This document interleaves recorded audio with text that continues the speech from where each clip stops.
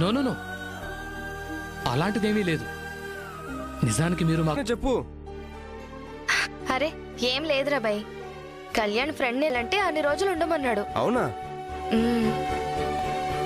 పాపం. ఫెసిలిటీస్ ఉంటాయి. Anyway, thank you so much friends. Thank you. Bye రా.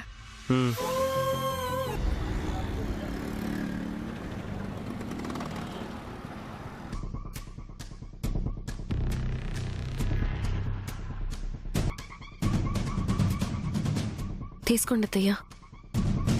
పూట పొడిచి కన్ను కొడుకుని దూరం చేశారు కదా. చేతిలో కాఫీ చాలా వేడిగా ఉంది. ఉంటే ఆహా,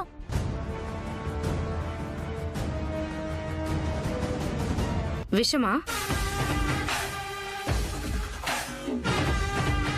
నాకొద్దు. నాకివ్వమ్మా. కళ్యాణ్ అన్న, అందరూ ఉన్నారా? నువ్వు అక్కడవే లేవు.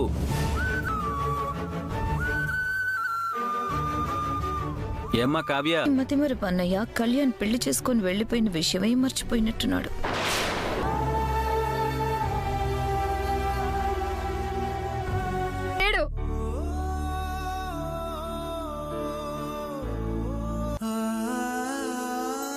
కళ్యాణ్ అప్పుని పెళ్లి చేసుకుని ఇంటికి మీ మతి మరుపు వల్ల ఆ బాధంతా మర్చిపోయి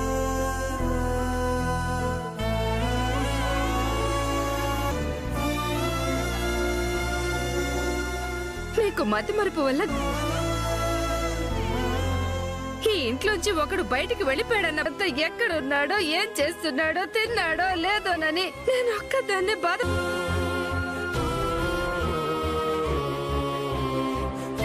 తాళి బొట్టిచ్చి కట్టమని చెప్పేవాడివే కాదు కాబట్టి తాళి కట్టాడు. మధ్యలో రాజునొక్కడిని దోషం చేస్తావేంటి?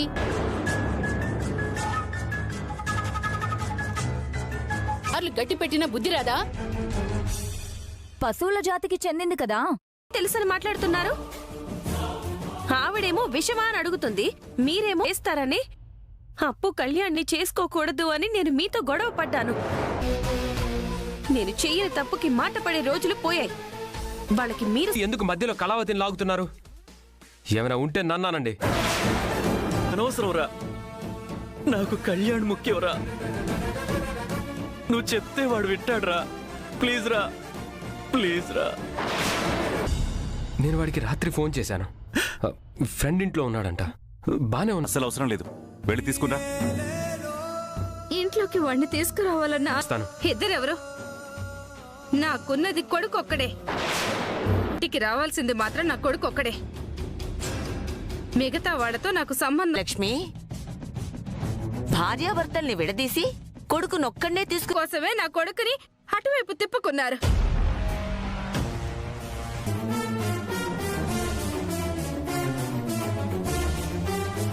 చెప్పవే, నీకెంత కావాలి? ఏంటి?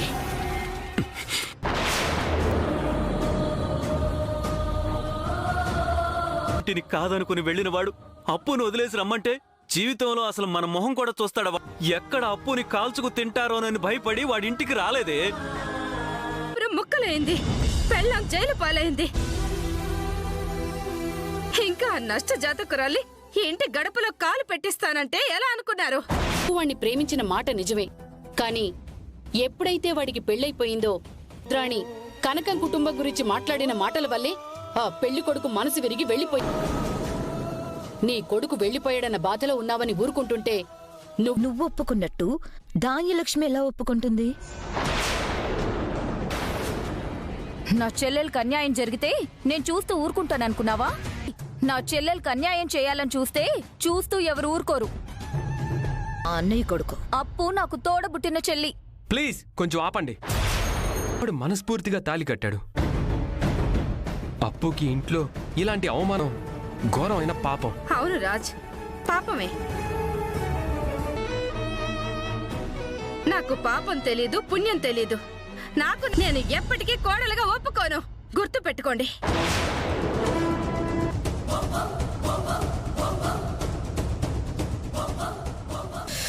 తాగండి.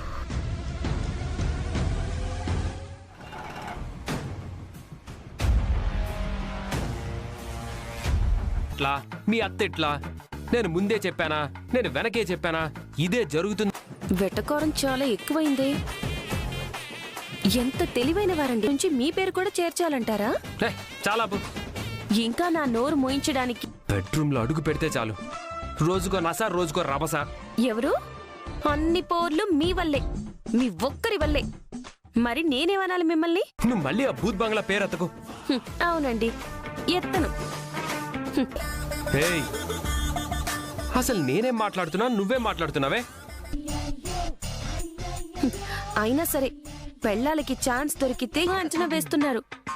మాకు దొరికినన్ని లాజిక్లు లాయర్లకు కూడా దొరకవు తెలుసా? ఇప్పుడు అర్థమైందా పెళ్ళం అంటే ఏంటో? ఎప్పుడో జరిగిపోయిందాన్ని నేనేమంటాను, ఉన్నదే అంటాను.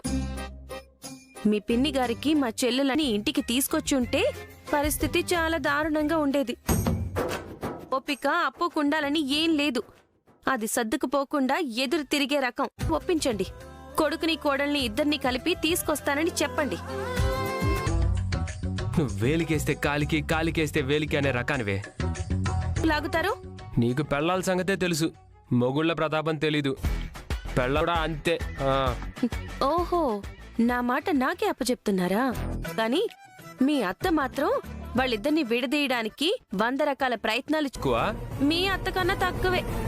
చిచి, అటు తిప్పి ఇటు తిప్పి. అది నీకు అనవసరం. కన్న తల్లిగా చూసిన మరిదినే కథలుగా ఉన్నాను తెలిసిన రోజు నేనేంటో మీకే అర్థం అవుతుంది. నేను వెళ్ళి పిలిస్తే వాడు రాడు. రాజ్